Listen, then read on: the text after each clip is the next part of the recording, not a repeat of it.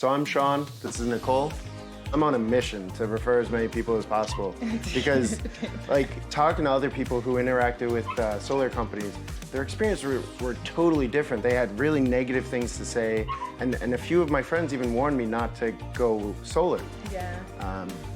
But dealing with SUNation was like a breath of fresh air. A few of them even were like, hey, can they take a look at my contract and see if I can switch over? Well, they educated us on like the differences between the lease and the owning process, and even though we own it, we still took out a loan for it, so the loan covers everything. And everyone at SUNation answers the phone on like the first ring.